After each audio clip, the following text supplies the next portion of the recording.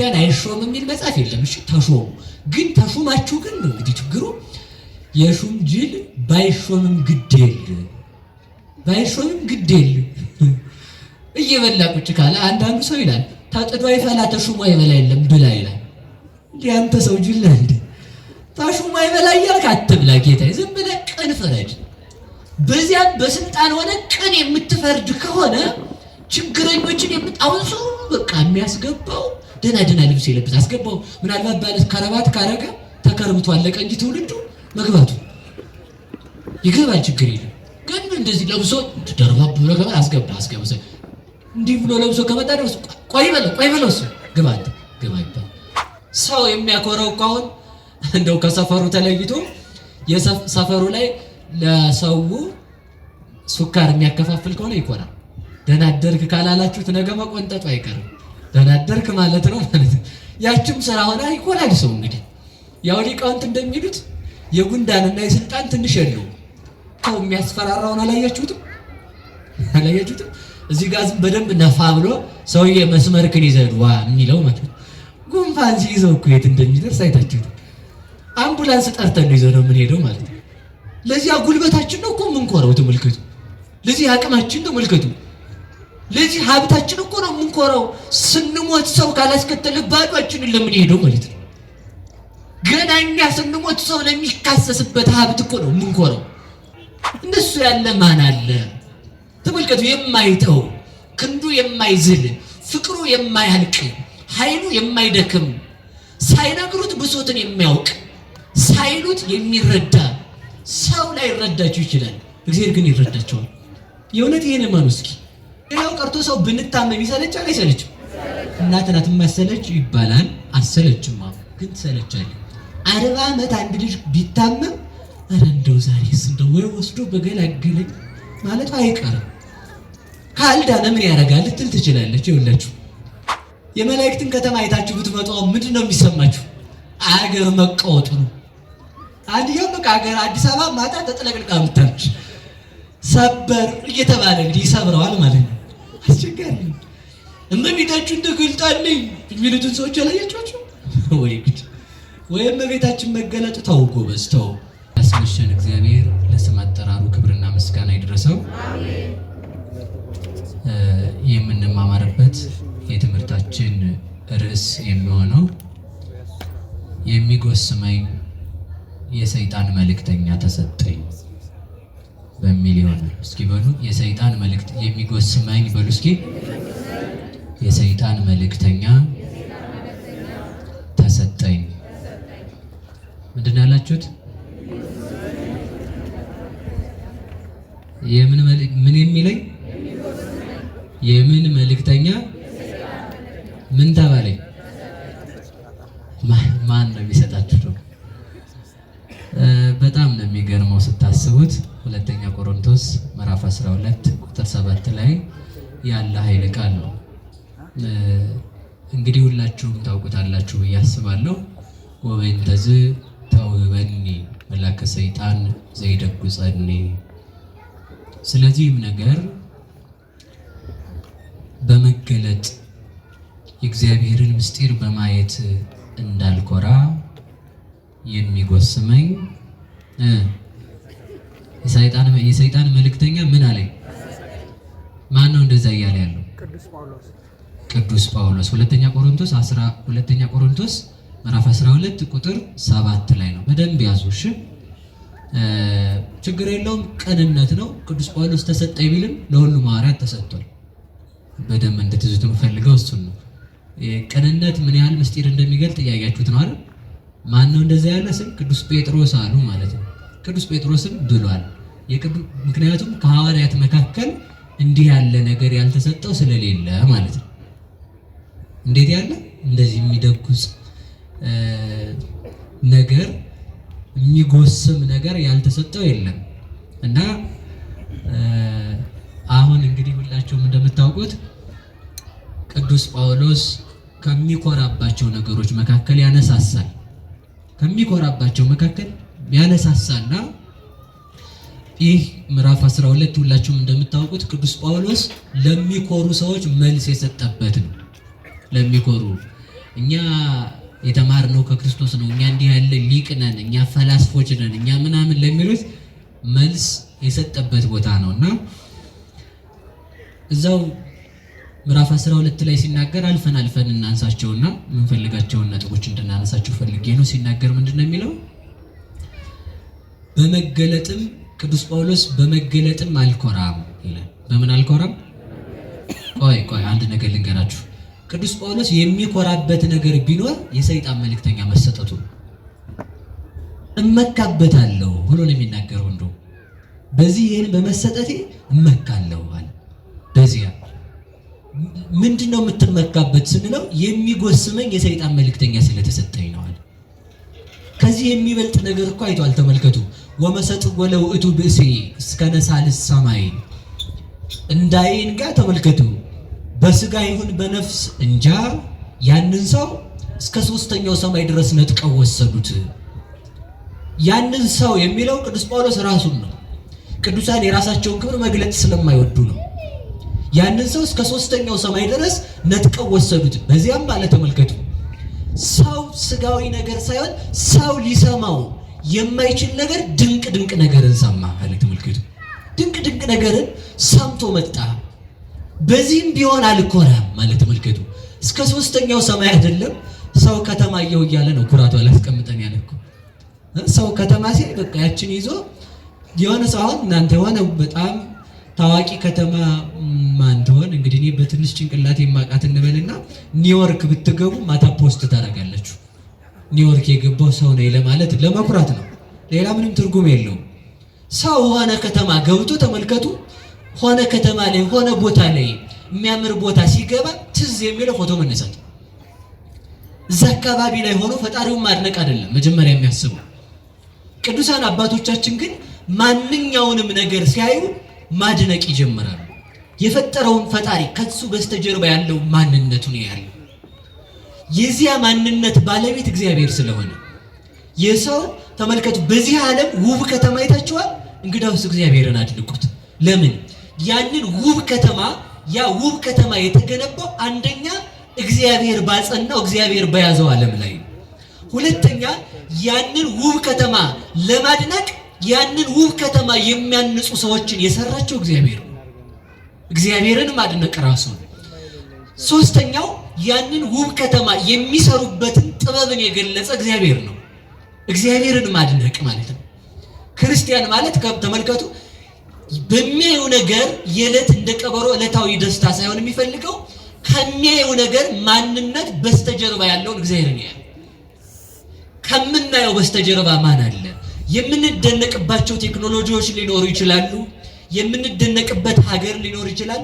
ብዙ የምንደነቅበት ነገር ተመልከቱ፣ እሱ ራሱ የራሱ የሆነ ነገር የለውም። እሱን የፈጠረ እግዚአብሔር ነው መደነቅ ያለበት። ለዚህ ነው ቅዱስ ጳውሎስ የት ሄዳል ብለን ስንጠይቀው እስከ 3ኛው ሰማይ ተነጠቀ። ተመልከቱ፣ እስከ 3ኛው ሰማይ ድረስ ተነጥቆ እንኳን በዚህም እንኳን ቢሆን አልኮራም። ሰው የሚያኮራው ካሁን እንደው ከሰፈሩ ተለይቶ የሰፈሩ ላይ ለሰው ሱካር የሚያከፋፍል ከሆነ ይኮራል። ደህና አደርክ ካላላችሁት ነገ መቆንጠጡ አይቀርም። ደህና አደርክ ማለት ነው ማለት ነው። ያችም ስራ ሆና ይኮራል ሰው። እንግዲህ ያው ሊቃውንት እንደሚሉት የጉንዳንና የስልጣን ትንሽ የለውም። እንደውም ሊቃውንት ምን ይላሉ? ጉንዳን እንኳን ሌላውን ንጉሱን ያስፈታል አሉ ነው እንግዲህ የለበሰውን ነው እና ያስፈታል። ትንሽ የለውም መቼም መቆንጠጣቸው አይቀርም በዚያችሁ ማለት ነው። አልሰጠም ሰልፍ ያለስ ሊል ይችላል ማለት ነው። ያው ሰልፍ ያዙ ግን ማለት የፈለኩት እንደው ትንሽ ነገር የለውም። ያችም መኩሪያ ሆነ ይኮራል ሰው። እንግዲህ ተመልከቱ፣ ያችም ከፍ ያለ ግብር የሚያስገብር ከሆነ ያው በቸርነቱ ነው። ያው እናንተስ አከባበሩን ታውቁበታል፣ በደንብ ነው የምታውቁበት እኮ እና ገባ ነው እና እዚህ ጋር እንደው ቆሞ ራሱ እና እዚህ ጋር ነው እና አይቶ ችግር የለውም እና እዚህ ነገ ሲያድ ያገኘኛል ብሎ ነው ሰው እንደዛ የሚርገበገበው። ሌላ ምንም በቃ ምንም ትርጉም የለው፣ ሌላ ምንም ነገር የለው። እና እግዚአብሔር በዚያ እንኳን አሁን ዝም ብትሉት ደግሞ ቆይ ተጎለት ነገ ስትመጣ አሳያለሁ። ትናንት አላየው መስሏ ነው። ከዛ ታራውን ቢሮ ስትሄዱ ደግሞ እሱ ዝም ብሏል። እንትና ስትል መታል እንዴ ሰላም ነው ስራ ቢዚ አድርጎኝ ያልፋል። ምክንያት ትናንት አልተነሳህማ ስልጣኔን ካላከበርክ ብሎ እኮ ነው። ተመልከቱ። እና በዚያም ይኮራሉ ሰው በዚያም የማያስቆራ ብትሾም ተሹማ አልተወለድክም። ስልጣን የሌለ በራስህ እንኳን አካል ማዘዝ የማትችል ሆነ ነው የተወለድከው። ምን ሊያኮራ ይችላል? ሰው ሲወለድ ራሱን መጠበቅ አይችልም። ሲሞትም ራሱን ሳይጠብቅ ይሞታል። በሁለቱም ጊዜ ግን የምናገኘው ወዳጅ እግዚአብሔር ብቻ ነው። ሰው ሲወለድ ተመልከቱ ነውሩን አይሸፍንም። ይሸፍናል? ሕፃን ልጅ እንደው ራቁቴን እንዳያዩኝ እንደው ጨርቅ ጣል ላድርግ ይላል። ምን ችግር አለበት እናቴ? እንግዳው ቁጭ ብሎ ሳሎን እሱ ሱሪውን ትከሻው ላይ አድርጎ ከች ዘው ማለት ነው። ነውር ምን አስጨነቀው እሱ? ለላችሁ ሰው ነውሩን ሳይሸክፍ እንኳን ተመልከቱ እግዚአብሔር ነው የነበረው። መጨረሻ ላይ ተመልከቱ ያን ልጅ ነውሩን ነው ክፉና በጎን የሚያውቅ አድርጋ ነውሩን ተሸክማ ነው እናት የምታሳድገው። ነውራችንን ተሸክማ የምታሳድገን ቤተክርስቲያን ናት። ነውራችንን ተሸክሞ ለንስሐ የሚያበቃን እግዚአብሔር ነው። ነውራችንን ክድና አድርጎ የያዘልን ከባት ያበሳ እንዳል ኃጢአትን እንደሰራን ሳያወጣ አደባባይ የተሸከመን ስንመለስ በንስሐ ባህር አስጥሞ ንጹህ ሰው የሚያደርገን የሚያጠበን እግዚአብሔር ብቻ ነው። ሰው ሲወለድ ነውሩን ሳይሸክፍ ይወለዳል። ሲሞት ሰው ሲያረጅም ደግሞ ነውሩን መሸፈን ነው የሚያቅተው አይደል? ሰው ሲያረጅ ነውሩን መሸፈን ያቅተዋል። ታዲያ በመጀመሪያም በመጨረሻም የምናገኘው ወዳጅ እግዚአብሔርን እንዳናት ስናድግም እስከነ ነውራችን ካደግንም በኋላ በመጨረሻ የምንጣለው በእግዚአብሔር እጅ ነው። በእግዚአብሔር እጅ መጣል ግን መልካም ነው። ሰው ነውርን አውጥቶ የሚሰጥ እንደዚህ ያለ ነው ማለት ነው ሰው። እግዚአብሔር ግን ከነ ነውራችን ተሸክሞናል። ለንስሐ እንድንበቃ መድኃኔዓለም ይርዳን። አሜን አትሉ? ያንን ነውር ማን ነው ልሸፍነው ያለው? እግዚአብሔር። እስኪ በሉ እግዚአብሔር በሉ። ማን ነውራችሁን ልሸፍን ያለ ማን ነው?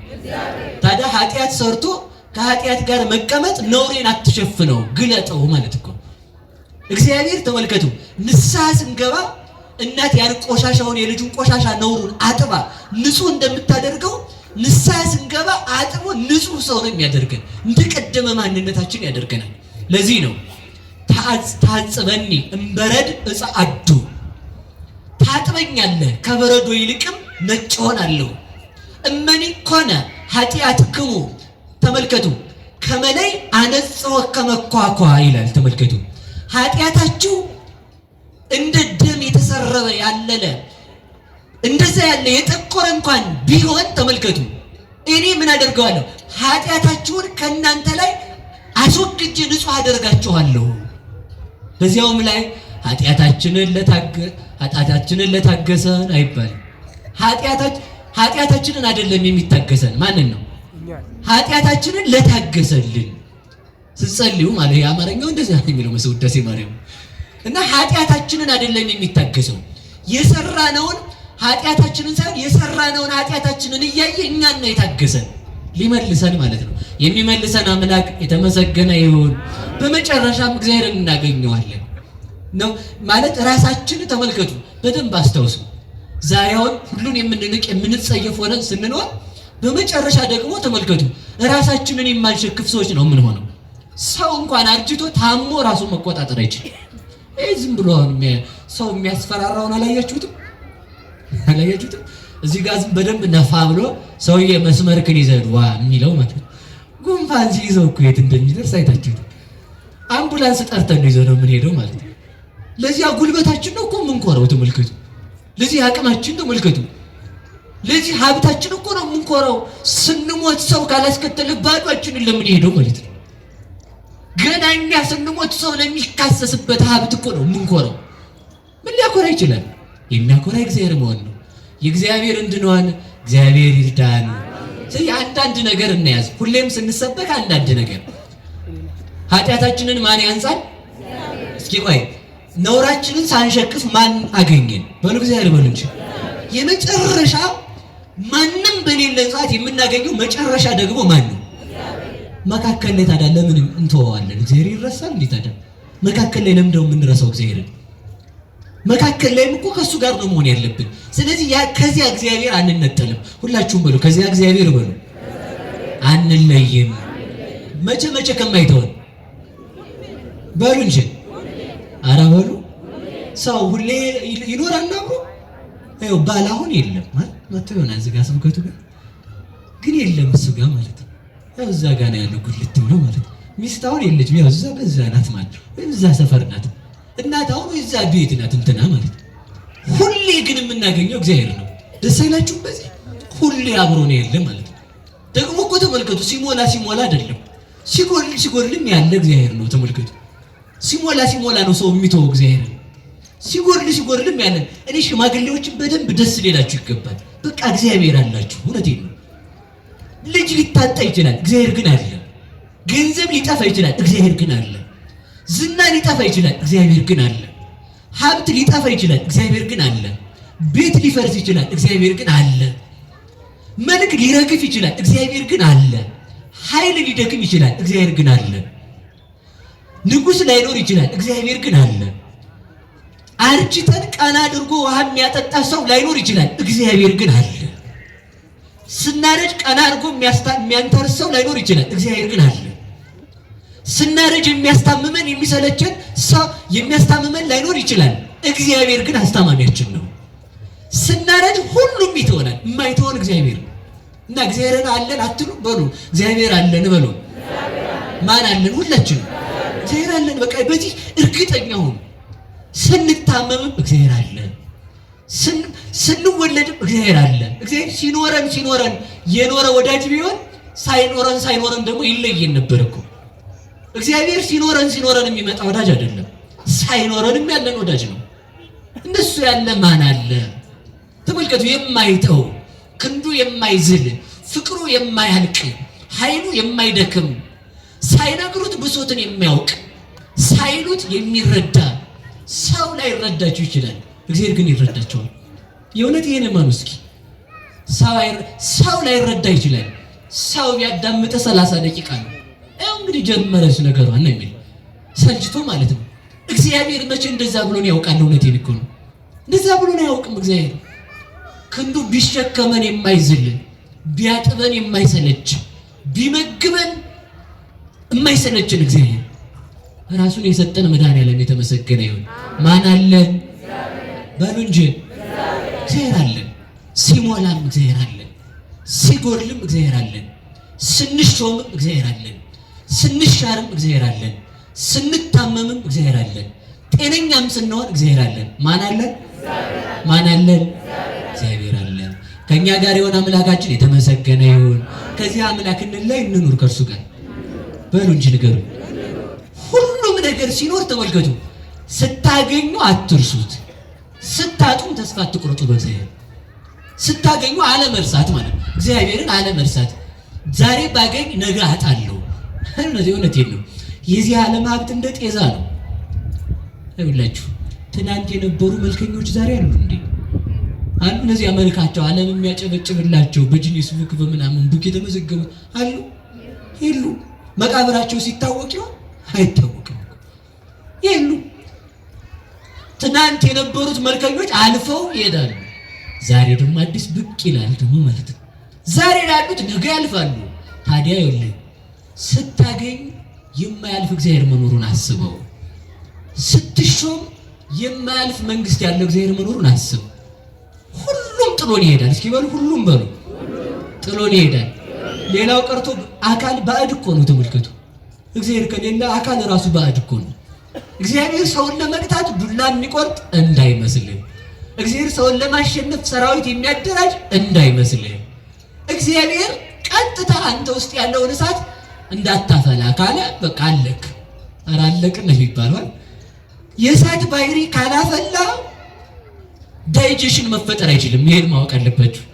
የእሳት ባህሪ ማፍላት አለበት። የነፋስን ባህሪ እረፍ ካለ እግዚአብሔር የበላው ተጣርቶ መውጣት አይችልም። ጸጥ ካለ የነፋስ ባህሪ ይኸውላችሁ እግዚአብሔር እኮ ነው ያለን እኮ ተመልከቱ። የመሬት ባህሪ ካልተሸከመ የምትበላው ምን ላይ ሊቀመጥ ነው? በመሬት ባህሪ ነው የምትሸከመው። የውሃ ባህሪ ካልበጠበጠ የምትበላው መዋሃድ አይችልም። ስለዚህ ተመልከቱ እግዚአብሔርን አለማጣት የሚል ነገር እናያዝ። ማንን አለማጣት በሉ እንጂ። መልከኞች ነበሩ አለፉ፣ እግዚአብሔር ግን አያልፍም። ባለስልጣን ነበሩ፣ አለፉ፣ በቃ አለፉ። ነገም ያልፋሉ፣ እነዚያም ያልፋሉ። እንኳን እነዚህ ደጎቹ አልፈዋል። እነዚህ ነው ያልኩት፣ አደራችሁ። እንኳን እነዚህ ነው ያልኩት። ደጉም ያልፋል፣ በቃ አይደል እንዴ? ያልፋል። የማያልፈው ግን እግዚአብሔር። እኔ ምንም ነገር ልሰብካቸው አይደለም የፈለኩት። የማያልፍ አምላክ አለን በሉ ሁላችሁ። የማያልፍ በሉ ማን አለን? ስለዚህ በዚህ ከማያልፈው አምላካችን መታረቅ መጣላት በሉ እንጂ መታረቅ መጣላት። ሌላው ቀርቶ ሰው ብንታመም ይሰለቻል አይሰለችም? እናት ናት የማሰለች ይባላል። አሰለችማ ግን ትሰለቻለች። 40 ዓመት አንድ ልጅ ቢታመም ኧረ እንደው ዛሬስ እንደው ወይ ወስዶ በገላገለኝ ማለት አይቀርም። ካልዳነ ምን ያደርጋል ልትል ትችላለች። ይኸውላችሁ 40 ዓመት ሙሉ ተሸክሞ የማይሰቀቀን አምላክ እኮ ነው። ሁሌ የሚይዘን ከእሱ ጋር እንድንታረቅ ራሱ ይርዳን። ሁላችሁም እጃችሁን አውጡ። እንታረቅ ከእግዚአብሔር ጋር በሉ። እንታረቅ በሉ እንጂ በሉ። እንታረቅ በሉ። እሱ እንኳን እንታረቅ ብሎ መጥቶ የለ እንዴ? በሉ እንታረቅ በሏል። ምን እንበል? መታረቂያችን ደግሞ ምንድን ነው? ጥፋታችንን ማመን። ጥፋትን ማመን ምንድን ነው? ንስሐ መግባት በሉ። ንስሐ መግባት በሉ። እሺ ከእግዚአብሔር ጋር መቼ እንታረቅ? መቼ እንታረቅ ነው? መቼ እንታረቅ? እግዚአብሔር ይስጣችሁ፣ በእውነት ሊቅ ናችሁ። መቤቴ መቼ እንታረቅ? አሁን መታረቅ አለብን። አሁን ንስሐ አባት ስለሌለን ነገ ስራ የምትገቡ ከስራ መልስ እግዚአብሔር ለንስሐ ያብቃችሁ። ስራ የማትገቡ ሄዳችሁ ለንስሐ አባታችሁ ተናገሩ። እሺ በሉ። ትናዘዛላችሁ? አዛኝን እስኪ ንስሐ የምትገቡ እጃችሁን አውጡ። መሸንገልም ሳይሆን ቀጥታ ዝም ብላችሁ አውጡ። እጃችሁ አውጡ፣ ከፍ አድርጉ እስኪ። ንስሐም ሌሎቹ ጻድቅ ናቸው እንዴ? እንደው እንጃ አልተጣልተናል ብላችሁ አድቅድም እስኪ አውጡ፣ ከፍ አድርጉ። ከፍ እግዚአብሔር ያችሁ በምህረት ማለት ነው። እሺ ቆይ ልንገራችሁ። ከማን ጋር መታረቅ? ከማን ጋር መታረቅ? እሱን መቼም ስለማናውቀው ከእሱ ጋር ስንታረቅ ተመልከቱ ምን እንሆናለን? ሰላም እንሆናለን። ምንም ብናጣ እግዚአብሔር አለን። እስኪ በሉ ሁሉ ምንድነው? ቅዱስ ጳውሎስ ብናል እንዛ አልበነ ሁሉ ብናል ምንም የለንም ግን ሁሉ አለን። እስኪ በሉ ምንም የለንም በሉ ግን ሁሉ አለን። ምንም የለንም ማለት ያው ወርቅም ብርም የለኝም ማለት ነው። ግን ሁሉ አለኝ ማለት ነው እንዴ? ምንም የለኝም። እሺ አዎ የለም። እንግዲያውስ ደግሞ ሁሉ አለኝ። የሁሉ ጌታ እግዚአብሔር አለኝ። የሁሉ ጌታ እግዚአብሔር ካለኝ ወርቅ የለኝም ብዬ አላዝንም። የዓለም ቤት እግዚአብሔር ካለኝ ቤት የለኝም ብዬ አላዝንም። ስሜ እግዚአብሔር ካለኝ ክርስቶስ ተብሎ ክርስቲያን ያደረገኝ እግዚአብሔር ካለኝ በዚህ ዓለም ስም የለኝም ብዬ አላዝንም። እሱ ለአባቱ ወልድ ሆኖ እኔን ደግሞ ለሱ ልጅ ያደረገ እግዚአብሔር ካለኝ በዚህ ዓለም የንጉሥ ልጅ ስላልሆንኩ ብዬ አላዝንም። ሰማያዊ ልብስ ልጅነት ካለኝ በዚህ ዓለም ልብስ የለኝም አለ። ግን ልብስ አለኝ። ከልብስ የሚበልጥ ልብስ ልጅነት እኮ ነው። ልብስ የሌለኝ ነኝ አለ። ግን አለ ምን አለ? የልጅነት ልብስ አለኝ። ልብስ የለኝም፣ የልጅነት ልብስ ግን አለኝ። ከሁሉ የበለጠ ልብስ።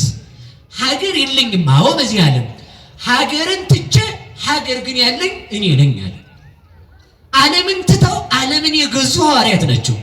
ቅዱስ ጳውሎስ ምን አለ? ጥቀን ኮይንን ከመመላእክት ተመልከቱ ህድጉስ ዘዘ ዓለም ይህን ዓለም ተውት መላእክትን እንገዛለን።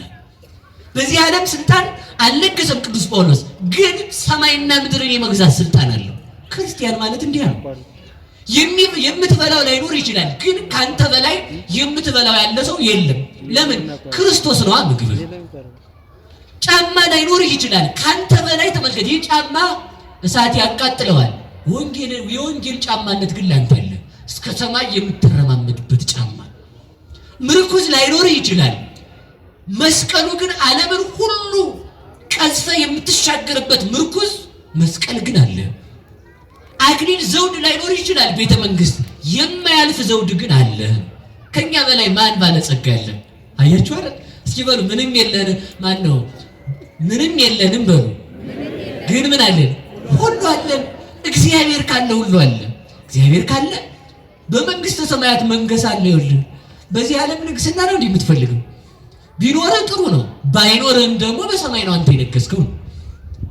የሚያልፍ ንግስና አይተን እንዳንሸበር እግዚአብሔር ይርዳን። ክርስቲያን አይሾም የሚል መጽሐፍ የለም። እሺ ተሾሙ። ግን ተሾማችሁ ግን ነው እንግዲህ ችግሩ። የሹም ጅል ባይሾምም ግድ የለ ባይሾምም ግድ የለ እየበላ ቁጭ ካለ አንዳንዱ ሰው ይላል ታጥዶ አይፈላ ተሹሞ አይበላ የለም ብላ ይላል። እንዴ አንተ ሰው ጅል ነህ እንዴ? ተሹሞ አይበላ እያልክ አትብላ ጌታዬ። ዝም ብለህ ቅን ፍረድ። በዚያም በስልጣን ሆነ ቅን የምትፈርድ ከሆነ ችግረኞችን የምጣውን ሰው በቃ የሚያስገባው ደህና ልብስ የለበሰ አስገባው። ምናልባት ባለ ከረባት ካረገ ተከርብቶ አለቀ እንጂ ትውልዱ መግባቱ ይገባል፣ ችግር የለም። ግን እንደዚህ ለብሶ ተደርባብ ብሎ ገባ አስገባ እንዲህ ብሎ ለብሶ ከመጣ ነው ቆይ በለው እሱ ግባ ይባል። እንደዚህ ያሳታረግ በቅን ከፈረድክ መንግስተ ሰማያት ያንተ ናት። በቃ መንግስተ ሰማያት የት ነው የሚገኘው? እጅ ላይ ነው። በቃ እኔ ወደ ነገር የለመደሳችሁ ማን አለን? ስለዚህ ከማን ጋር ትታረቃላችሁ? ከእግዚአብሔር ጋር ከታረቅን ሁሉ የማን ነው?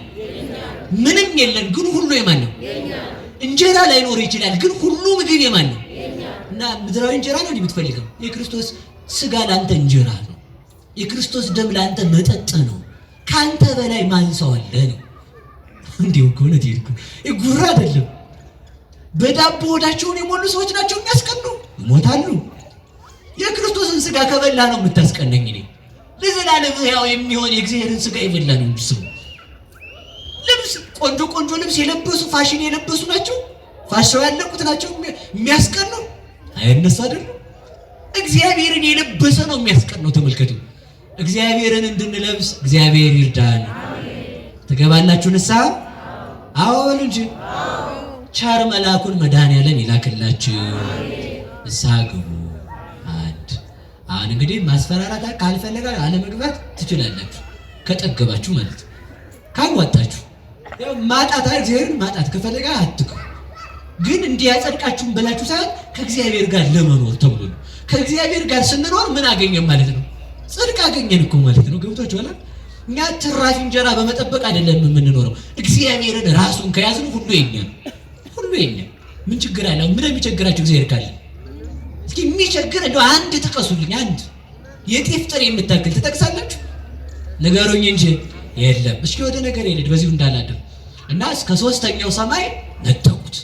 እስከ ሶስተኛው ሰማይ ማለት ምን ማለት ነው? አየህ፣ በቁሙ አንደኛው እስከ የመላእክትን ከተማ አልፎ ኢዮር ራማን አልፎ ሄደ ነው።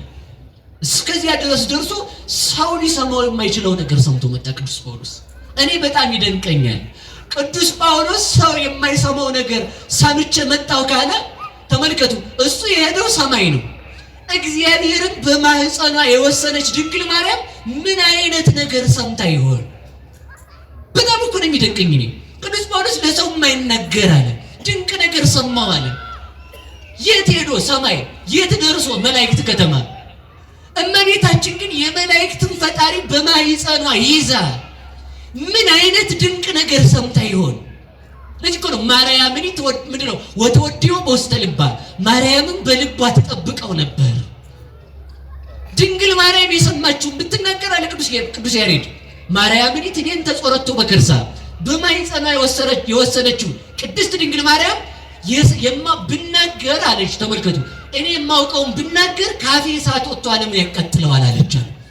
ቅዱስ ጳውሎስ ምን ሞግተው በዚህ ነው እንግዲህ ተመልከቱ። ቅዱስ ጳውሎስ ሰማይ ደርሶ ፍጥረት ሊሰማው የማይችል ነገር፣ እስኪ በሉ ሊሰማው በሉ የማይችል ነገር ምንድነው ሲባል ልሰማው አችልም። በቃ ቢናገር እስካልከኝ ልሰማው አችልም፣ ትፈነዳ ይሆናል። ምን እናውቃለን ወይ እንዴ? ልሰማው አችልም እኮ ነው። ካልቻለ አንድ ነገር ተመልከቱ፣ የሆነ ነገር አሁን ይሄ ትልቅ ድንጋይ ብንጭንበት አይችልም ካል ብናስቀምጥበት ይሰበራል ማለት ነው አይደል?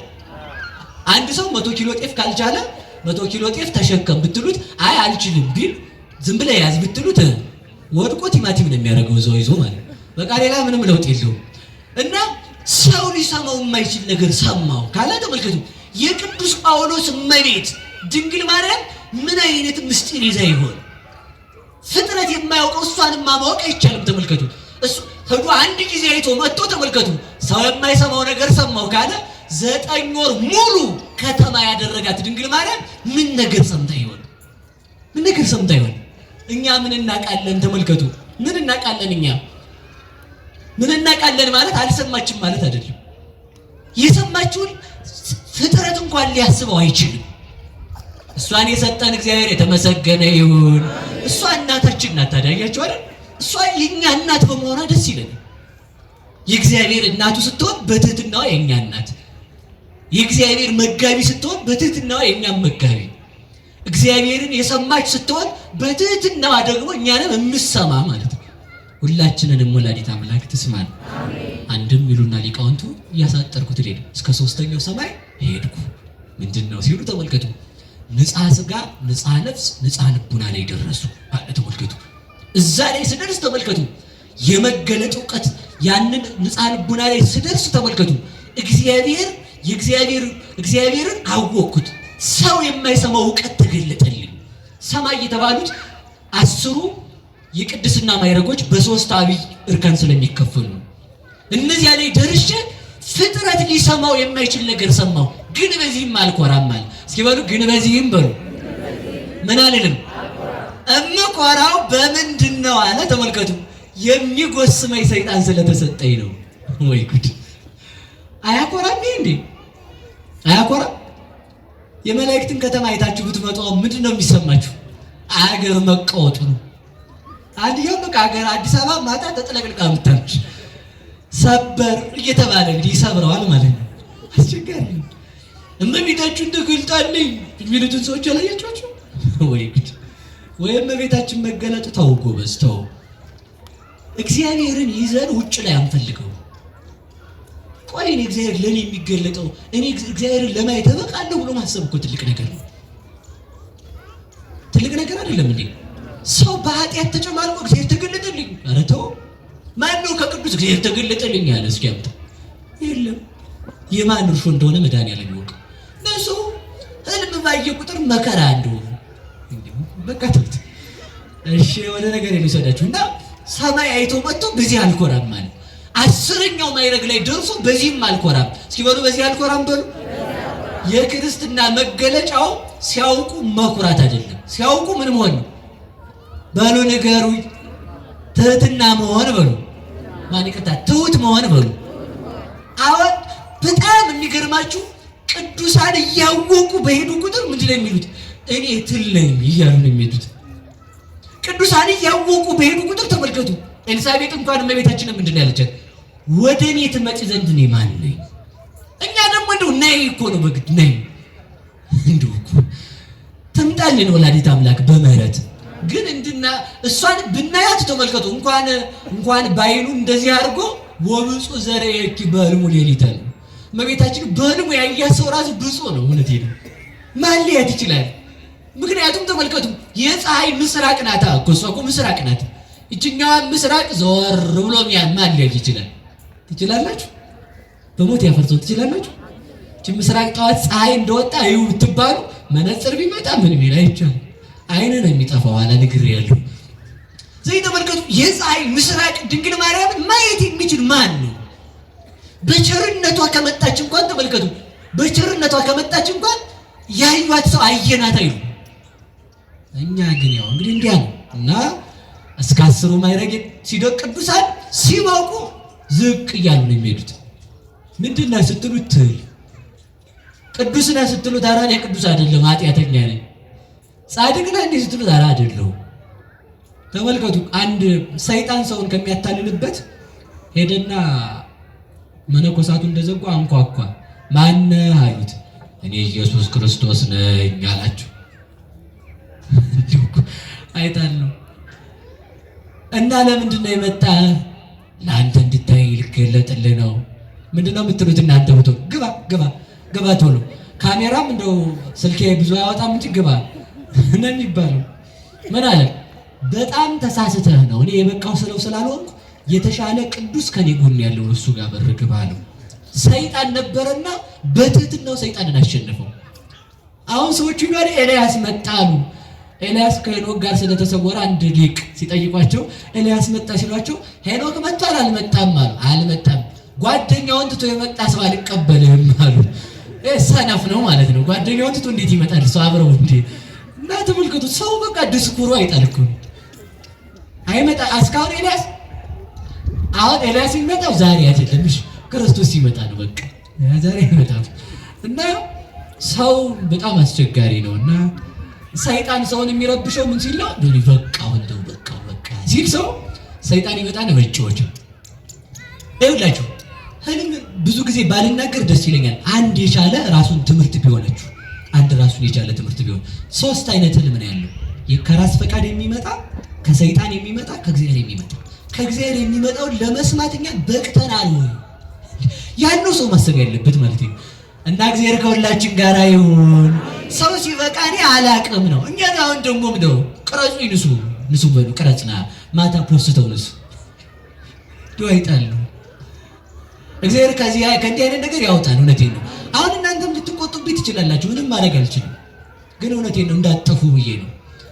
እኔ እንድትደርሱ የምፈልገው ወደ ክርስቶስ ስለሆነ ነው። እውነቴን ነው። እና ቅዱሳን መስፈርታቸው ራሳቸውን ዝቅ ማድረግ።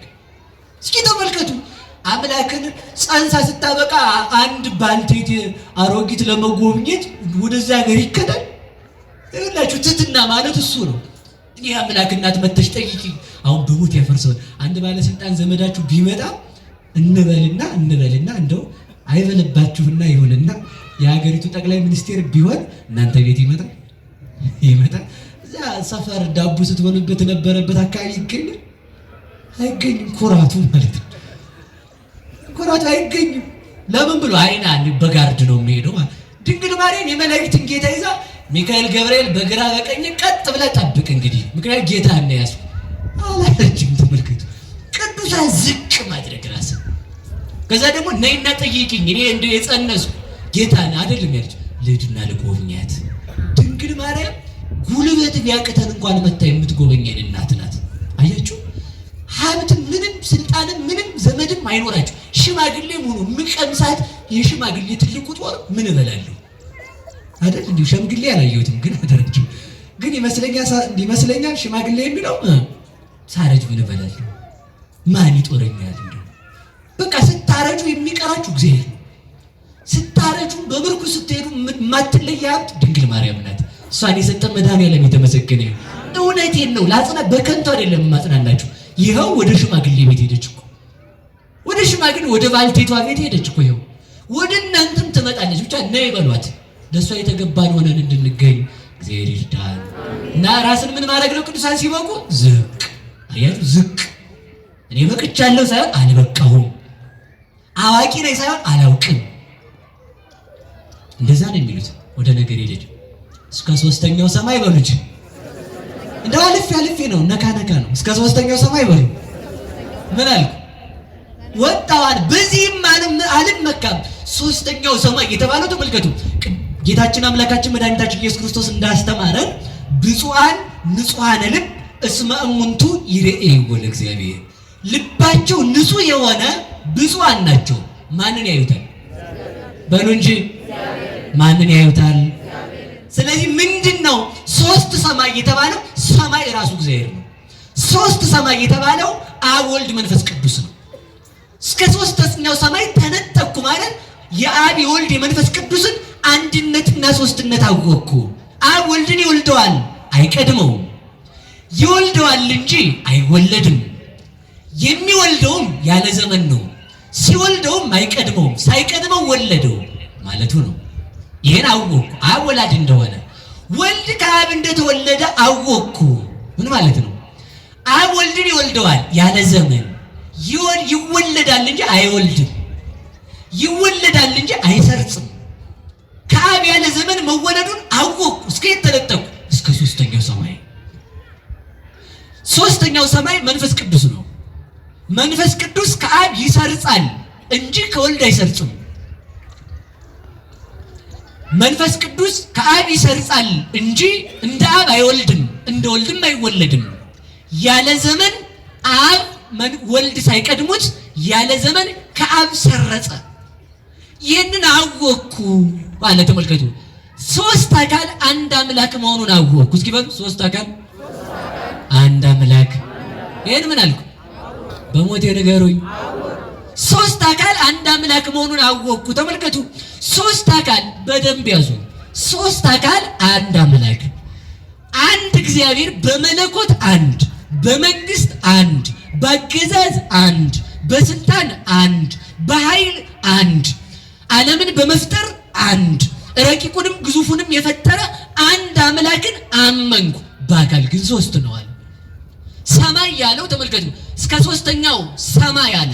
ሰማይ ያለው አንድነትን ያስረዳል። ሶስት ያለው ሶስት አካላትን ያስረዳል። የአብን ወላጅነት፣ የወልድን ተወላጅነት፣ የመንፈስ ቅዱስን ሰራጺነት አወቅሁ። ስንት አምላክ ነው ግን አለ? በሞቴ ንገሩኝ።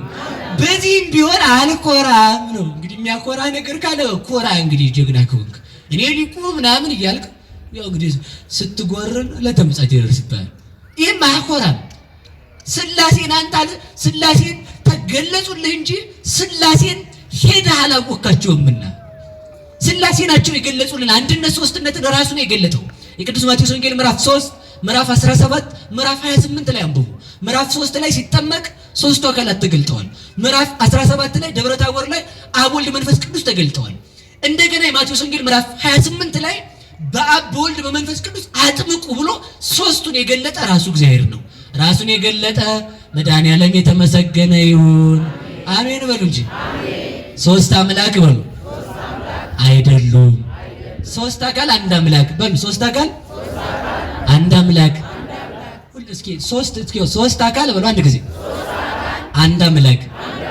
ሶስት ሰዎች አሁን ያልኩትን ቃል ሶስት አምላክ ነው። እስኪ ሶስታችሁ አብራችሁ ሶስታችሁ ነው። አንድ ጊዜ ልጅ በቃ እንግዲህ ወይ እዚህ ጋር ቆርጥና ወደ ምን ነገር ይሄዳሉ ነው። ቶሎ ፈጠን በሉት እናንተስ። እንደው ሶስት አካል በሉ ሁላችሁ ጠጋ በሉና ማይኮ ጋር ማለት ነው። ሶስት አካል አንድ አምላክ ስንት አምላክ ስንት አካል እግዚአብሔር ይስጥልን። ቆይ አሁን ተመልከቱ። ሶስት አካል የሚለውን ሶስቱም በተለያየ ድምፅ ተናገሩት። ስንት ሰው ተናገረው? ሶስት ድምፅ ሰማቸው አይደል? ቃሉ ስንት ነው? ቃሉ ስንት ነው? ሶስት ሰዎች የተናገሩት ስንት አካል ስንት ቃል አለ? እግዚአብሔር ይስጥልኝ። ምሳሌ ማስረጃ ላይሆን ይችላል። ምሳሌ የሚመስለው ብቻ ይወሰዳል። የአገልግሎት ዘመናችሁን ይባርክ። ሰላም ቁጭ በሉ። እሺ ሊያድሩ ነው እንዴ እነሱ ሳመጣጣቸው? አይ ዘው ታው እንጂ አይሳቅም ነው አይደለም? እሺ አሁን ተመልከቱ። አንድን ቃል ሶስት ሰዎች ቢናገሩት በሶስት ሰዎች ድምፅ ብንሰማው የሶስት ሰው ድምፅ ሰማን አይደል? ቃሉ ግን ስንት ነው? ሶስት አካል ቢኖረውም እግዚአብሔር ግን ስንት ነው? በሞቴ ንገሩኝ። በሞቴ አንድ ነገር ብቻ ልናገር። በጣም ብዙ ጊዜ ሊቃውንት ያስረዱበት ስለሆነ ፀሐይ ስንት ናት? እሺ ሙቀት ነው ፀሐይ? ብርሃን ነው ፀሐይ? ክበብ ነው ፀሐይ? ሶስት ፀሐይ ነው አንድ ፀሐይ ነው? ሶስት ምን ፍጥረት ራሱ ሶስት ነገር ያለው አንድ ይሆናል ማለት ነው። አንድ ስትለው አንተ እንደምታውቀው አንድ አይደል። አንተ የምታውቀው ሲንግል አንድ ነው የምትሉት እናንተ። ይቅርታ እንግዲህ በጣም ይቅርታ ስለተዋስኳችሁ። ሲንጉላር የሆነ የተለየ አንድ ነው። አንተ አንድ አሳየ ብትባ እንዲህ አይነት አንድ ነው የምታሳየው አይደል? ስላሴ ግን እንዲህ አይነት አንድ አይደሉ። አንተ እንደምታውቀው አንድ አይደሉም ነው። አንተ የምታውቀው አንድ ነጠላ ነው። ሶስት ስትል ደግሞ አንተ የምታውቀው ሶስት አንድ አይደለም። ስላሴ ግን ሶስት በሉ እንጂ። ከዛ ደግሞ አንተ ከምታውቀው ሶስት የተለየ ሶስት ከስ የተለየ ሶስት በሉ የተለየ አንድ። ፀሐይ ሶስት ነገር አለ ግን ስንት ፀሐይ ናት? አንድ ሰው ዝም ብሎ ደርሶ ስራት ያዙ እንጂ እንደው አሁን እግዚአብሔር ሶስት ነው ብላችሁ እንዴት አንድ ትላላችሁ? ተው እንጂ ነው ካለ እሺ ሙቀት አለ የለ አለ። ክበብ አለ የለ አለ። ብርሃን አለ የለም አለ። ማን ነው ፀሐይ? ማን ነው ፀሐይ? በሉ ፀሐይ በሉ እንጂ። ማን ነው ፀሐይ? ሙቀት ነው? ብርሃን ነው? ክበብ ነው? ስንት ፀሐይ ነው? አንድ ፀሐይ ነው። በቃ አለቀ እኮ። ይሄ ነው አንድ አምላክ ነው። ስጋን ሲዋሃድም ተመልከቱ፣ ተዋሃደ እንጂ ስጋ ለወልድ ሁለተኛ ለስላሴ አራተኛ አልሆነም። ተዋሃደ ነው የሚባለው። ስለዚህ ተመልከቱ፣ ይሄን ልዩ ሶስት ልዩ አንዳወቁ። አንድ ፀሐይ እንደምትለው አንድ አምላክ በል። ሶስት ክብር እንዳላት ፀሐይ ሶስት አካል ብለህ እመን። ይሄንን ምን አልኩ? አወቀው። በዚህም ግን አልኮራም አለ። እስኪ በዚህም አልኮራም በሉ በሉ ንገሩኝ። እምኮራው በምንድን ነው አለ? በሉ ተናገሩ እንጂ ረሱ በመጎሰሜ ባሉ አትሩ እንጎስማችሁ ካልሆነ እንድትኮሩ ማለት ነው። የሚጎስመኝ የሰይጣን መልእክተኛ ተሰጠኝ። ተመልከቱ፣ በጣም ነው የሚገርመው። አሁን ያዙ እንግዲህ ተርጓሚው ጋር እንምጣ። ትቼው ሄድኩ ከላይ ያለውን እንዳለ በመገለጥም ቢሆን የመላእክት ቋንቋን በመናገርም ቢሆን በልሳን በመናገርም ቢሆን ይደራራራ በሚለው ሰዓት ሌላ ቋንቋ የሚሰማ ማለት ነው። ይሄን የሚለው የማይሰማ ነው። እሺ በዚህ አይደለም፣ ያ ልሳን አይደለም። ቋንቋ ማለት የሚደመጥ ማለት የሚል ሰው ያመመው ነው። ትንሽ ቋ ያደረገው እንዲያ ሊል ይችላል ነው። ማንንም አልተናገርኩም ግን ይቅርታሽ እንዲያ ማለት ነውና ትሰማላችሁ ግን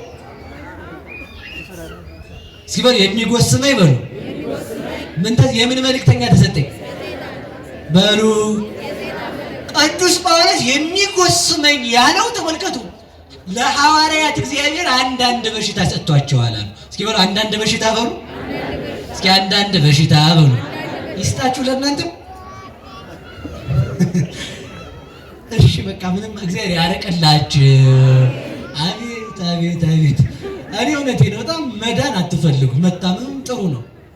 አንዳንድ ሰው ይላል አሁን እዚህ አዳራሽ ስመጣ በፊት ታምሜ ነበር፣ እግሬ ድኖ ጨጓራ ምናምን ኩላሊት ስድን ሆንኩ አይ ድስኩር መታመም ነው። ከእግዚአብሔር ጋር መኖር ምልክቱ መታመም ምልክት። አሁን አንዳንድ ሰው አለ ምናልባት ጸበል ይገርመውታል። እኔታ እዚህ ደብር 7 ዓመት ተጠመቅኩ፣ በቃ ምንም ለውጥ አልመጣም። እስኪ ደግሞ እዚህ ኩኬልሽ ሞክረው ልጣ ደግሞ እስኪ ስውሯ ልሂድ ደግሞ እስኪ ደብረ ሊባኖስ ደግሞ እስኪ ደግሞ አቡነ ሐራ ደግሞ እስኪ ገብርኤል የተሻለ ማን ነው ለእንትን የሚሆን ለራስ ፍልጠት ከኔ ያረከው እንዴ ጸበል እየመረጥክ የምትጠመቀው? በጣም እኮ አሞናል እኮ ነው። ካመመን ቆይተናል። እማያድነው የለም። እስኪ ወር እማያድነው የለም በሉ። በቃ እዚህም ያለው ያድናል፣ እዚያም ያለው ያድናል ያልኩኝ። እዛ ያለው ያድንም እዚያ ያለው ያድናል አላልኩም። ያድናል ግን ሰው መርጦ መስማት ይዟል። መርጦ ከብት ነው። አሁን ተመልክ ሰው አሁን መርጦ መብላት ያቃተው ሰው ነው። ከብት መርጦ ይበላል። አይታችሁ አጣው። ይህ ገጠር ነው ያደጉት። እውነቴን ነው። እና ከብት የፈረፈር ነው። በቃ ልናገረው ከሆዱ የሚወጣውን ነገር እጣለበት ሳር ላይ ዞር ብሎ አሽትቶ አይበላትም። ትቷት ነው የሚሄድ ማለት ነው። ሰው ዝም ብሎ ያገኘውን ጭምድድ መድኃኒዓለም ዝም ብሎ ግጥም ማለት ነው። እውነት እንደዛ ይበላል ነው። ተመርጦ ነው የሚበላው። አሁን ሳቁ ብዬ አይደለም። እናንተ ምን ታድላችኋል፣ ትስቃላችኋል። እሺ ወደ ነገር ልውሰዳችሁ። ቆይ ከዚህ በኋላ አላስቃችሁ እና መርጦ አለመስማት እንዲህ ያለው ጸበል ለእንትን መድኃኒት የሚል ጉዳይ የለም። የቅዱስ ገብርኤል ጸበል ሁሉንም ያድናል። እስኪ ሁሉን ያድናል በሉ። የቅዱስ ጊዮርጊስ ጸበል ስንቱን ያድናል? ሁሉን ያድናል። ምን ካለ እምነት ካለ። ታዲያ ሰው ምን ይላል? 7 ዓመት 8 ዓመት ተጠመቁ መፍትሄ የለውም። እንግዲህ ምን ይደረጋል? እስኪ ነው ሰው አሁን ጸበል ሲሄድ የማይድንበት ምክንያት ልንገራችሁ። እስኪ እንደው ልሞክረው ወይ ተሞክረው ሞክረው ወይ አይባልም ነው እኮ እድናለሁ ብሎ ሰው መደግተው ጎበዝ ልሞክረው ከሆነ ሞክራ ነው የምትመለሰው። ምንም ለውጥ አትመጣም። እና መሞከር አይቻልም፣ መጠመቅ። እስኪ መጠመቅ ነው ወይ በቃ እድናለሁ የሚል እምነት መኖር አለበት። አሁን በደንብ ያዙልኝ። ቅዱስ ጳውሎስ የሚጎስመኝ የምን መልእክተኛ ተሰጠኝ? ምን ማለት ነው? በሽታ ተሰጠኝ። እስኪ በሉ በሽታ በሉ ተሰጠኝ። ሰዓታችን አልቋል እንዴ? አልቆ እንደሆነ ቸክል አድርገው። ስንት ደቂቃ ነው የሚቀረው? ካለቀ እኔ ምንም ማድረግ አልችልም፣ እተወዋለሁ። እውነት እኔ ልፈነዳ ነው እንዴ? እንግዲህ ገና ነው። እሺ ትሄዱ እንደ ቤታችሁ አትሄዱም? እሺ መጎሰም ነው ማለት ነው። ስለዚህ ተመልከቱ፣ ምንድን ነው ሲባል ለቅዱስ ጳውሎስ የተሰጠው ራስ ምታት፣ ራስ ፍልጠትና ሆድ ቁርጠት። እስኪ በሉ ራስ ፍልጠት በሉ፣ ሆድ ቁርጠት። ለማን የተሰጠ? አንድ ጥያቄ ጠይቁ፣ በሞት ያፈርሰውላችሁ። ቅዱስ ጳውሎስ የማን ተማሪ ነው? የክርስቶስ በሉ እንጂ የማን ተማሪ ነው? ከሐዋርያት በኋላ ተጠርቶ እግዚአብሔር ያናገረው፣ እግዚአብሔር የሚያናገረው፣ መላእክት የሚገለጡለት፣ እመቤታችን በግልጽ የምታነጋግረው ታላቅ አባት ነው። ያ አባት ምኑን ያማዋል? ራሱን። ምኑን ያማዋል? በሉ እንጂ በሉ። ሲያማችሁ ታዲያ እንግዲህ ወደ ሌላ ቤተ እምነት ትሄዱ። ለመፈወስ ነው የሄድኩት። በቃ እኔ ድኜ ነው እዚህ ይገርማችኋል። እዚህ ስመጣ ያመኝ ነበር፣ አሁን ጤነኛ ነኝ ይላል። ኧረ እባክህ ብሶብሃል፣ አሁን አብዳሃል። ምንም ጤነኛ አልሆንክም። እውነቴን ነው። ክርስቲያን ተመልከቱ፣ ክርስቲያን ነው የሚባለው በሽታ የሌለበት አይደለም። ቅዱስ ጳውሎስ ክርስቲያን አይደለም እንዴ ጎበዝ? እንዴ ጭራሽ ይህን ቃል እንኳን እንናገሩ። ተመልከቱ፣ እኔ ክርስቶስን ተመልከቱ፣ ይህን ዓለም ሁሉ እንደ ጉድፍ እጥለዋለሁ አለ። ለምን ስንለው ከመ እርኅቦ ለክርስቶስ፣ ክርስቶስን አተርፍ ዘንድ አለ። ማንን አተርፍ ዘንድ? በሉ እንጂ ንገሩኝ። ከዚህ በኋላ ቅዱስ ጳውሎስ ሕይወቴሰ ሀልቀ ወበሕይወተ ክርስቶስ ሀሎኩ፣ እንግዲህ አለ ሕይወቴ አልቋል፣ እኔ በክርስቶስ አለሁ አለ። ክርስቶስ በእኔ ይታያል እንጂ እኔ በራሴ የምገለጥበት ማንነት የለኝም። ተማን ምን አለ ቅዱስ ጳውሎስ? ተመሰሉ ኪያየ በከመ አነ እትሜሰሎ ለክርስቶስ፣ እኔ ክርስቶስን እንደምመስለው እኔን ምሰሉ። በሞት የፈርሰው እኔ ክርስቶስን እንደምመስለው ነው። ማንን ምሰሉ አለ? እኔን ምሰሉ በሉ እንጂ። ቅዱስ ጳውሎስ ማንን ይመስላል? ማንን እመስላለሁ አለ? ክርስቶስን የሚመስል ቅዱስ ጳውሎስ ምን አለበት? በሽታ። ቆይ ተመልከቱ፣ ቅዱስ ጳውሎስ እኔ ክርስቶስን እመስላለሁ ካለ የድንግል ማርያም መልክ እንደ ክርስቶስ ያለ መልክ ነው ብለህ ምንድን ነው የሚያምህ? ቅዱስ ጳውሎስ እንኳን የወለው ተመልከቱ፣ ቅዱስ ጳውሎስ እንኳን በደሙ የከበረ ጳውሎስ እንኳን ማንን ይመስላል? በሞቴ ንገሩኝ። ድንግል ማርያምማ ማንን ትመስላለች? እግዚአብሔርን ትመስላለች። ለምን? የእግዚአብሔር እናቱ ናታ። የእሷን መልክ ይዞ የባሪያን መልክ ይዞ መጣ ሲል እኮ ቅዱስ ጳውሎስ ምን ማለት ነው? የተገዢ የሰውን መልክ ያዘ ማለት ነው። የሰውን መልክ ያገኘው ከድንግል ማርያም ነው። እሷን የሰጠን መድኃኒዓለም የተመሰገነ ይሁን። እሷን ሳናነሳ አይመሽም። በቃ ይመሻል።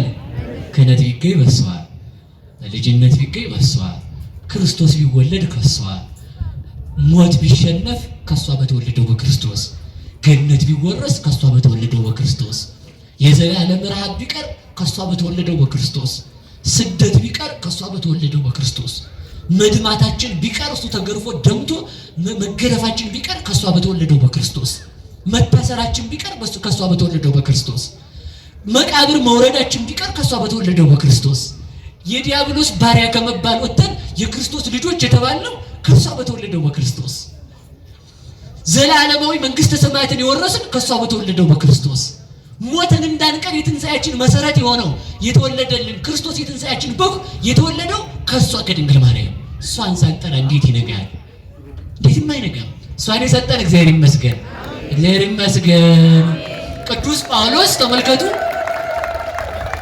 ቅዱስ ጳውሎስ ተመልከቱ፣ ያ በሽታ ተሰጠኛል። በሽተኛ መሆን እኔ እንደው ሌላው ቢቀር ይሄን እነግራችኋለሁ። ዛሬ ታሪክ ላይ አንድ ደርሳለሁ ብዬ አስቤ ነበር። ብደርስ ደስ ይለኛል እግዚአብሔር ከፈቀደ። ከዚህ አንድ ነገር ያችሁ፣ ቅዱስ ጳውሎስ የማን ተማሪ ነው? በሞት የንገሩኝ ያ ክርስቶስ። አረ የሐዋርያት ነው እንዳትልሽ፣ ከሐዋርያት በኋላ ተጠርቶ ከሐዋርያት እኩል የሆነ ቅዱስ ጳውሎስ ነው። እና ቅዱስ ጳውሎስ ራሱን ያመዋል፣ ሆዱን ይቆርጠዋል። እንደዛ ሲሆን ምን አልኩት አለ?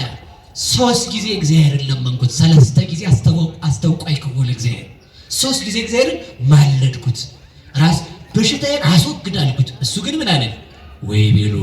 ወይ ቤለኒ ጸጋዬ ያክለካ፣ የሚበቃ ጸጋዬ ነው፣ ዝም ብለህ ታመም አለኝ። እኔ ደግሞ መለስኩ፣ ጌታ ወይ ህመም ጸጋ ነው እንዴ? ለካ ህመም ጸጋ ከሆነ ተመልከቱ፣ ወበእንተዝ ተፈሳይኩ ከመ ይድኅር ኃይለ ክርስቶስ በላዕሌ፣ የእግዚአብሔር ኃይል እንደ ዘውድ በራሴ ይደፋ፣ እንደ ልብስ ለብሰው፣ እንደ ምግብ እበላው፣ እንደ ጫማ ጫማው፣ እንደ ጥሩር እመክትበት ዘንድ ስለዚህ አለ በህማሜ እመካለሁ። ህማሜ መመኪያዬ ነው አለ። እስኪ በሉ ህማሜ በሉ፣ መመኪያዬ ነው። ክርስቲያን ማለት ከበሽታ ሊድን የመጣ ሳይሆን ከዘላለም በሽታ ይዳነ ነው። እሺ ይሄን ነው ማወቅ ያለብን። ከዘላለም በሽታ ነው እንጂ ይዳነው። እንደዚያ ከሆነ ተመልከቱ፣ የሚታመመው ጳውሎስ ግን ህመምተኛ ይፈውሳል። እስኪ በሉ በሽተኛው ጳውሎስ በሉ፣ ኧረ በሉ በሽተኛ ያድናል። ይኸውላችሁ ክርስትና ማለት እኮ እሱ ነው። ይኸውላችሁ እስከ ሶበ አሐምም ሶቢሃ እጸን፣ እኔ ታማሚ ስሆን ግን የበረታው ነኝ፣ ስታመም እበረታለሁ አለ። እበረታለሁ። በሽተኛው ጳውሎስ በሽተኛዎችን ያድናቸው ነበር። በሽተኛው ጳውሎስ እንኳን በሽተኛዎችን ሄዶ ሳይሆን የልብሱ ጫፍ ተቆርጦ ተመልከቱ፣ አካሉ ሳይኖር በሽታ ያድን ነበር። ክርስትና ማለት እየታመሙ መበርታት። ሲሆን ክርስትና ማለት ነው ምን እያሉ መበርታት? አትናገሩ። ካመማችሁ ደስ ይበላችሁ፣ አታማሩ። በሽታ የሚጨመርባችሁ ስታማሩ። 1 ኪሎ የነበረው 2 ነው የሚሆን። እኔ አልመዘንኩትም። እሺ ካማረራችሁ ይጨምራል በሽታ። ሰይጣን እንዲርቅ ማመስገን ተመስገን ነው መድኃኒት፣ እሱ ነው። ለመጀመሪያው ተመልከቱ፣ ክርስቲያን ቅዱስ ጳውሎስ ሐዋርያው ሲሆን ለምን ታመመ ሲባል እኔ በድውይ እያስነሳሁ ሙት ድውይ እየፈወስኩ ሙት እያስነሳሁ አምላክ ነኝ እንዴ እንዳይል ያችን በሽታ ሰጥቶ ሰው መሆኑን አረጋግጠልን። እንዳይኮራ እኮ ነው። እንዳንኮራ እግዚአብሔር የሰጠን ነገር የለም። ብዙ የሚያኮራን ነገር ነበር፣ ግን የሆነ እኔ እኮ ጀግና ነኝ ስትል ሴትዮ አላቅሽም ስትል ጎረቤት ተመስገን ነው የሚባለው። ጀግና ነኝ ብለህ ኮርተህ እንዳትወድቅ የሚያደርግ ሰው ሰጠህ። እግዚአብሔር ይመስገን። አሜን አትሉም እንዴ? እግዚአብሔር ይመስገን። እውነቴን ነው። ስለዚህ የሚያደርጋችሁ ሰው ሲመጣም እግዚአብሔር ይመስገን፣ ራስህንም ሲያምህ እግዚአብሔር ይመስገን በሉ። እግዚአብሔር ይመስገን በሉ። ደግሞ የዛን ራስህን አሞ ጥገና አድርገህ 3 ቀን ተጋድመህ ስትሉ ተመስገን ነው ማለት እንደዚህ ነው። ለምን የዚህ ዕለት ብትወጣ መኪና ገጭቶ ሁሉ ሊሄድ ይችላል። አስቀርልህ እግዚአብሔር። ተመልከት፣ የዛን ዕለት ብትወጣ ወይ ወስዶ ማረሚያ አጉሮ እንዳይሆን ሊሆን ይችላል። የዛን ዕለት አልፏል። እግዚአብሔር ይመስገን በሉ። እግዚአብሔር ይመስገን በሉ። በሽታም ሲመጣ ማን ይመስገን? ማን ይመስገን? ሌላው እንዳንኮራ እኮ ነው። እኛ እግዚአብሔር ይሞትልን እንዲህ ያለው እንዲህ ያለ እንዳትል እንዳትኮራ። ድህነት ሊኖርብህ ይችላል። ከሰው ለምንህ እንድትኖር ሊያደርግ ይችላል። ግን እግዚአብሔር ይመስገን ምን እንዳንለው በሉ፣ እንዳንኮራ በሉ እንጂ ሰው ቢሰጥ ኩራቱ ያስቀምጣል። እሺ ወደ ነገር ይሄድ፣ በቃ ወደ ነገር ብቻ ጭልጥ ብዬ ልዳር። እንግዲህ ያዙ። እንግዲህ ቅዱስ ጳውሎስ ለምን ታመመ? አንደኛ እንዳይኮራ። ምክንያቱም ድውይ ሲያነሳ ሙት፣ ድውይ ሲፈውስ ሙት ሲያነሳ አምላክ ነው ሲል ኧረ እኔ ራሴ በሽተኛ ነኝ እንዲል። ሁለተኛው ጤነኛ ሰው ቢፈውስ ሳይሆን ራሱ በሽተኛ ሆኖ በሽተኞችን ሲያድን ይደንቅ። እሱ በሽተኛ ነው ግን ለበሽተኞች ፈውስ ይሰጣል። ስለዚህ ተመልከቱ፣ በዚያ ምክንያት። ሶስተኛው ደግሞ ተመልከቱ፣ እየሰማችሁ ነው? መከራ ክብርን ይጨምራል። እስኪ ወል መከራ በሉ። ምንን ይጨምራል? አትናገሩ። ስለዚህ ስትታመሙ እውነት መንበር ካለ የበሽታ አላቀኝ አይባልም። እግዚአብሔር ፈቃዱ ሆነ ያለ በሽታውን ይንቀልላችሁ፣ መድኃኒዓለም ይንቀልልን ሁላችንን ማለት ነው። ካልሆነ ግን ይሄ በሽታ በኃጢአቴ ከመጣ ከኃጢአቴ አንጻኝ ጊዜ ይኸውላችሁ፣ በሽታ ለሰው ሲሰጥ አንደኛ በኃጢአት፣ እስኪ በኃጢአት በሉ። ሁለተኛ በፈተና፣ እስኪ በፈተና በሉ። ሶስተኛ በክብር፣ እስኪ በክብር በሉ። የቅዱስ ጳውሎስ ክብር የሚያስጨምር ነው። በኃጢአት የሚመጣ በሽታ ምንድነው መድኃኒቱ ከተባለ ንስሐ መግባት። አሁን እናንተ ሐኪም ቤት ሄዱ እንዲላችሁ ነው መሰለኝ የምትፈልጉት። ንስሐ ከገባችሁ ጤነኛ ትሆናላችሁ። እውነቴን ነው። ለምን እንደዚህ ያልክ ካላችሁ መጻጉዕን ሲፈውሰው ምን አለው? ኃጢአትህ ተሰረየችልህ ካለ በኋላ ምን አለ? ተነስና ተሸከም። አየው፣ መጀመሪያ ስጋችንም ለመዳን ምን ያስፈልግ? ምን ይቀድማል? ነፍሳችን ስትድን ስጋችን መዳን ይጀምራል። ነፍስ ስትታመም ስጋን በሽተኛ ይሆናል ማለት ነው። አንዱ በኃጢአት አንዱ በጸጋን፣ ሶስተኛው በጊዜ በሉ። በጊዜ በሉ። ለክብር በሉ። እስኪ ለክብር በሉ። አረ በሞቴ ለምን ኢዮብ የታመመው ለምንድን ነው? በሉ እንጂ አንዱ ሰዓት የለኝም። ብቻ አንድ ነገር ላስታውሳችሁ። አሁን ምንም የማያደርግ ደግ ኢዮብ በሰባቱ ጊዜ በቀን ለልጆች ሁሉ መስዋዕት የሚያቀርብ ኃጢአት ሰርተው እንደሆነ ብሎ እግዚአብሔርን እያመሰገነ የሚኖር ደግ አባት ነው። ደግ እንደሱ ያለ የሌለ። ለዚህ ነው ሊቁ ሲያመሰግናል ትዕግስትኪ ፈድፈደም ትዕግስተ ኢዮብ ጻድቅ አላት። ቤታችን ትዕግስትሽ ከኢዮብ በለጠ አላት። ምን አድርጓል መሰላችሁ? ኢዮብ ሰውነቱ ሲቆስ ልጆቹ ሞቱ፣ ዝም። ሀብቱ አለቀ፣ ዝም። ሰውነቱ በቁስል ነደደ፣ ዝም። ሰውነቱ ላይ ትል ወጣ፣ ዝም አለና ትሎቹ መሬት ሲወድቁ ብድግ ያደርግና ብሉ እንዳትሞቱ፣ አያችሁ እንዳትሞቱ ብሉ። ሌላው ቀርቶ ሂድና በሰሊጥ ታጥበህ ትድናለህ ሲለው እንኳን ምንድን ነው ያለው? ጌታ ሆይ ትሎቹ እንዴት ሊሆኑ ነው አለ። ተመልከቱ፣ ትል እንዴት ሊሆን ነው ተብሎ እንደው ይጠየቃል። እንደው ተመልከቱ፣ ክርስቲያን ማለት ከበሽታ እንዲድን የሚፈልግ አይደለም። በበሽታ ውስጥ ሰይጣንን ማሸነፍ የሚችል ነው። እስኪ በሉ ለፈተና በሉ ምን ይመጣል? በሽታ በሉ እንጂ ስታማርር ከፈተና ነው የምትወድቀው። ሰይጣን ኢዮብን ለመፈተን በሽታ ይዞ መጣ። ኢዮብ ግን ተመልከቱ፣ ትሎች እየበሉት እንኳን ለትሎ መታመሙን ትቶ ለትል የሚያስብ አባት እኮ ነው። ከዛ ሚስቱ ትታው ሚስቱ እግዚአብሔርን ሰድበው ሙት እንግዲህ ገማይ ስትለው አስታማሚ ሲጸየፍ እግዚአብሔር አለ። ይኸውላችሁ አስታማሚ ሲል እግዚአብሔር አለ። በቃ ማን አለ? እግዚአብሔር ስደበው የሚል ጅል ነው እሱ። ሰነፍ አላት ሚስቱን። አንቺ ከሰነፎች ሴቶች እንዳንዷ ነሽ። የኛ ክርስትና ምንድነው አትሉ? ቆርባችሁ እንዲያ አልሳካ ሲል ከኔ ሰንበት ተማሪነት የኔ ቄስነት የኔ ምናምንነት እና ልትበላ ነው እንዴ? ሰው ይሆን ልትበላ ከብት መሆን ይበቃል። ሰው መሆን ለማሸነፍ ነው። ሲበሉ ሰው መሆን በሉ ለማሸነፍ ነው። አሁን ለማሸነፍ ነው። ከዛ ዝም አለ። ሚስቱ ትታው ሄደች። ካረፋት ግን ምን አለችን? ቀለበት ያዣትና ሄደች ማለት እግዚአብሔር በፍጹም አልሰደበው። የዛን ጊዜ እግዚአብሔር መጣ። መጨረሻው ላይ ማን መጣ? በሉ እግዚአብሔር በሉ እንጂ ማን መጣ? አይወላችሁ ያ ፈተና ያ ህመም የመጣበት ተመልከቱ። ሰይጣን ምንም የሚያተርፈው ነው ሳይሆን ኢዮብ እግዚአብሔርን እንዲሰድበው ነው። በበሽታችን እግዚአብሔርን አልሰደብነውም ወይ? በድህነታችን እግዚአብሔርን አልሰደብነውም ወይ? እግዚአብሔር ያምናል ሰው እግዚአብሔር የሚያምንበትን ሰው እንዲፈተን ይፈቅዳል። ለምን መሰላችሁ የሚፈቅደው? እንድናሸንፍ ስለሚፈልግ እኮ። መፈተን ማሸነፍ ነው። ሲበሉ መፈተን በሉ ማሸነፍ ነው። ሌላም ጥያቄ ጠይቁ። እኛ ክርስቲያኖችን ለምን እንታረዳለን? ለምን ዕለት ዕለት ሰው በማህፀን ያለ ሕፃንን ሳይቀር እንዳጋግ ጽንስን እያወጣ ለምን ያያል? ለምን እግዚአብሔር ዝም ይላል? ለምን ሰው ወገኖቻችን ክርስቲያኖችን እያረደ እየከተፈ እንደ ሽንኩርት ሲጠላቸው እግዚአብሔር ለምን ዝም ይላል? ጥያቄው ነው የሰው እንግዲህ። እግዚአብሔር ያሸንፋል መጨረሻ ላይ።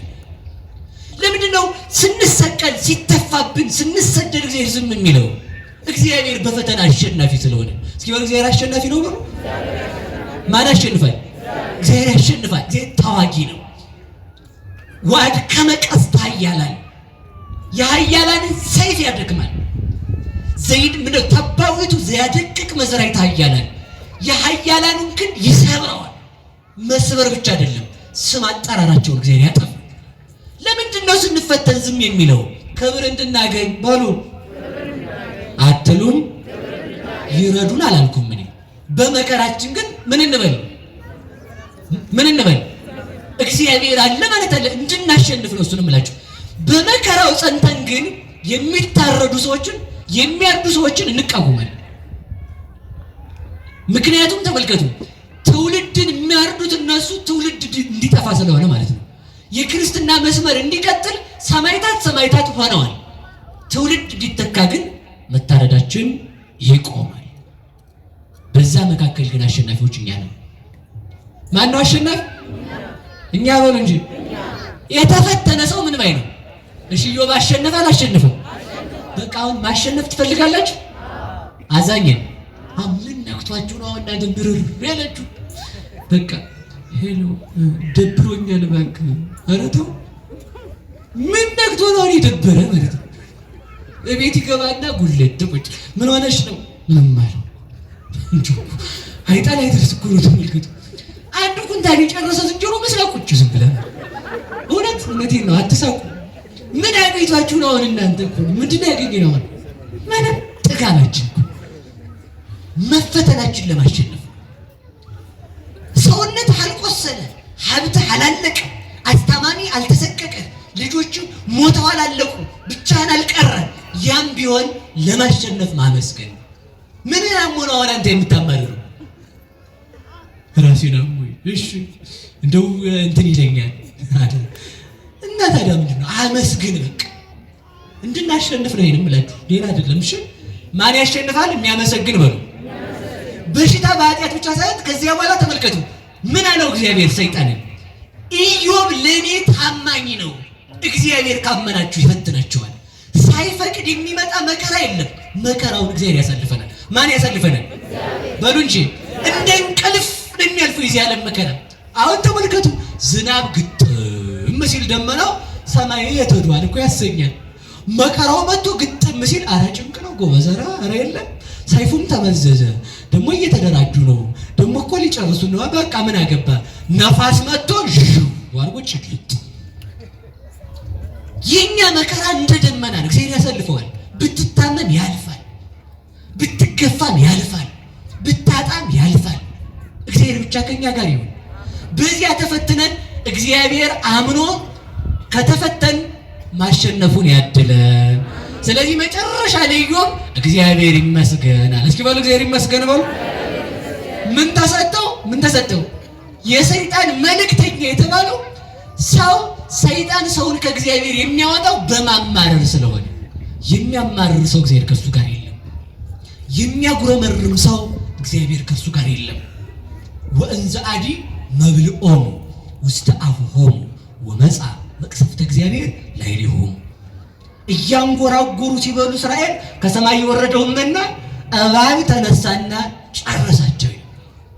የሚያጉረመርም ክርስቲያን ያልቅ፣ በእግዚአብሔር አናጉረመርም። እግዚአብሔር ለማሳለፍ የታመነ ነው። ኢዮብን ያን ዘመን አሳለፈለት፣ ትሎቹንም አጠፋለት።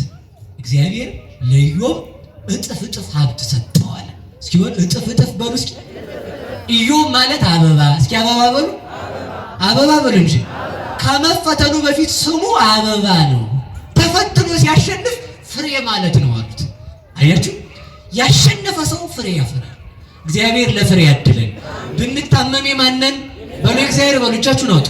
ብንታመም የማነን፣ ብንታመም የማነን፣ ብናጣ የማነን፣ ብናዝን የማነን፣ ብንቸገር የማነን፣ ብንሰደድ የማነን፣ እግዚአብሔር ሳያውቀው የሚመጣ መከራ የለም በሉ፣ በሉ የለም በሉ፣ ምንም የለም በሉ፣ በሉ እንጂ ምንም የለም፣ ምንም የለም። ወለዲ የሰናፍጭ ቅንጣት ታዲያ እግዚአብሔር ሳያውቀው የሚመጣ የለም። እግዚአብሔር እያወቀው ከመጣ በመከራው ምን ማለት ማመስገን። ከዛ በኋላ አካሉም ተፈወሰ፣ ሀብቱ ሁሉ ተመለሰለት። ለእኛም እግዚአብሔር ማስተዋል ያድለን። በኃጢአት ከመጣ ያርቅልን፣ በፈተና ከመጣ ፈተናውን ያሳልፈን፣ በንጽህና ከመጣባችሁ እግዚአብሔር መክበሪያ ያደርግላችሁ። የሰይጣን መልእክተኛ የተባለው አንዱ በሽታ፣ ሁለተኛው እለእስክንድሮስ ቅዱስ እለእስክንድሮስ ሳይሆን አንጠረኛው እለእስክንድሮስ፣ ሶስተኛው ቢጸ ሐሳውያን ናቸው። እና እነዚህን ሁሉ አልፈን ከክርስቶስ ጋር እንድንደርስ መድኃኔዓለም ይርዳን። ስብሐት ለእግዚአብሔር። ይቆየን።